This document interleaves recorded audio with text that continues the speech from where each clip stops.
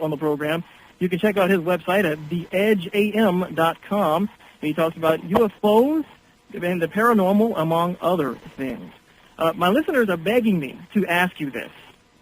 Because, again, if you don't feel comfortable answering, you don't have to, but my listeners are saying that you have Christian guests on the program quite often, and you tend to defend them when callers call in, challenging them. So they're wondering, you obviously are a Christian of some sort, so they want to know, how does that fit into your UFO belief and alien belief? How does Christianity, in your view, possibly meld with these various paranormal belief systems? Oh, now you want to talk about conspiracies, the Daniel Ott conspiracy. Well, as I said earlier, we all have our belief systems, I suppose. What we've heard in things. But as I say, that thread of truth that goes through every strata and every topic, I would say that there are more threads of truth in what is that would head down the belief that there is an intelligent designer. There is more threads of truth in that, obviously, than something to the effect of there isn't such a thing, and all the planets and all the universes came out of a Big Bang, which, by the way, at one point they said came from the size of a pencil.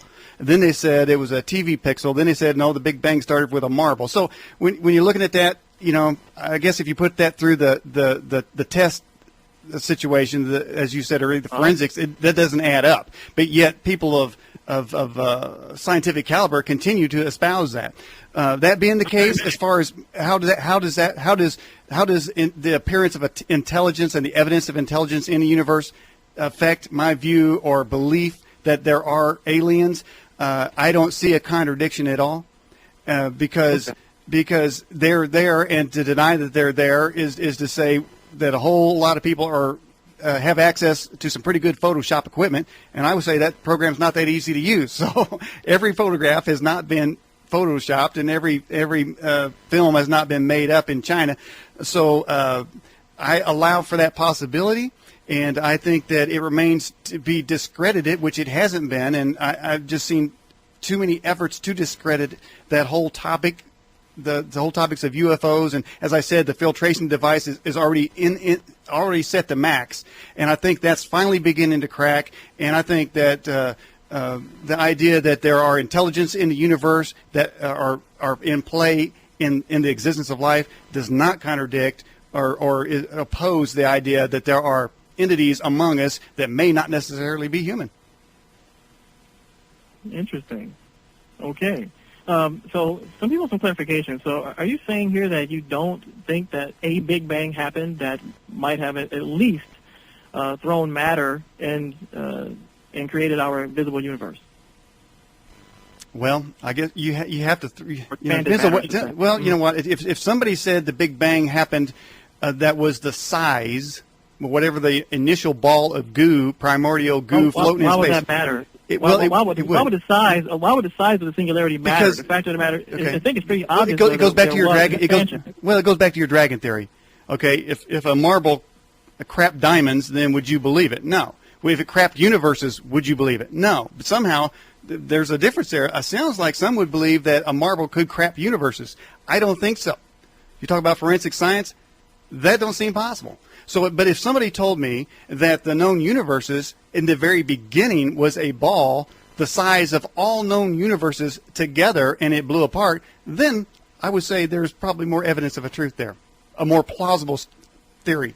But if you start from a fairy tale, you're going to end up with a fairy tale. Yeah, I mean, me, as far as I can't even comprehend a singularity, to be honest. I have no idea how big it should be, how small it should be. But the further back we look, with our telescopes back through space, we see early primordial universe beginning. So, and it's smaller. We can see that with our telescopes. We can look back in time. So, I mean, there's no doubt that a major expansion happened a long time ago. But the size of it and all that stuff, I don't know those things. Mm-hmm. But I don't think that's not really relevant, though, as far as me accepting the fact that our universe was created from a small point, especially in the scale of the universe. You can still say a small point. Whether it's a marble or a ball, that's still almost infinitesimally small compared to the overall size of the universe. So I don't see why that would be very important. But what about evolution? Do you accept evolution?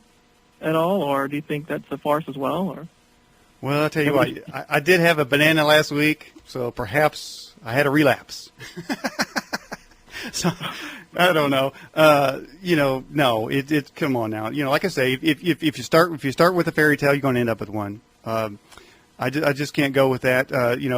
There's chromosome differences. There's too many differences, and besides that, okay. if we're going to end up, why don't we end up with the planet of the apes? By the way, just for the record, so you don't filibuster me, I want the listeners to know we've solved the chromosome dilemma. By the way, just so people know that is solved. It's no more of a problem anymore.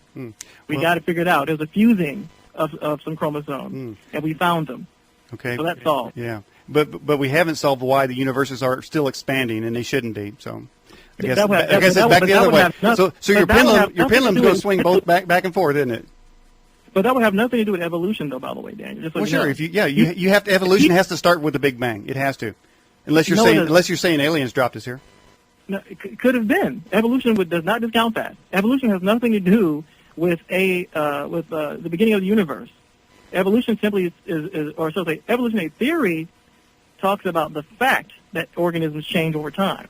That's a fact. So evolution really has nothing to do with the beginning of the universe. It's talking about the theory about why animals change over time, and that's what we see. So that's a fact. Mm-hmm. And what animals have changed recently? Animals are changing all the time. You can look at Name one. Generation.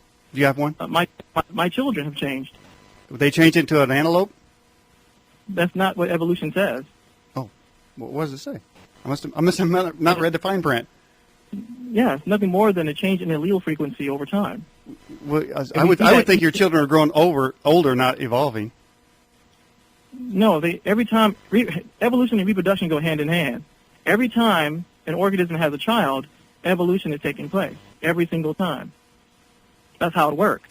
Evolution is not a ladder; it's a tree of life.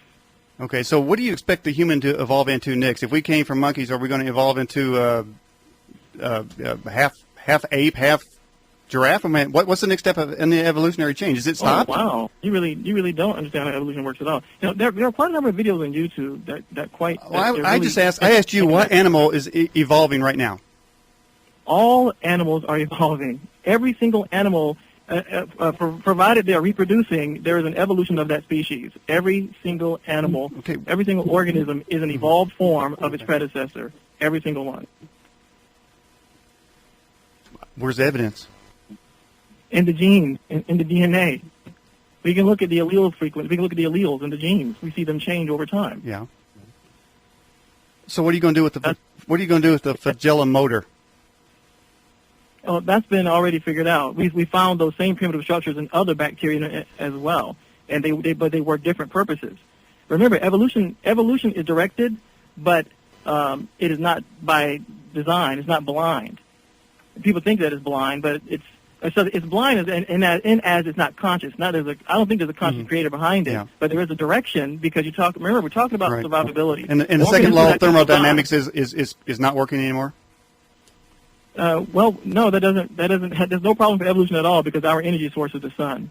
I mean, this can go on and on and on, Daniel. I see that you really don't know much about that, so I apologize for really asking about that right away. But unfortunately, we're out of time. We're going to end up losing the video stream here in a second. So, but I would like to say thank you. I really appreciate it, Daniel, you coming to the program to talk about the edgeam.com and give a lot of my listeners, many of which are skeptical, some understanding about what goes on in the realm of the paranormal and the UFO world, and I see that we still got a lot of work to do. Okay. But all right, Daniel, I really appreciate it, man. Thanks a lot. Hey, you bet. All right, have a great evening. All right. And good night. Bye now.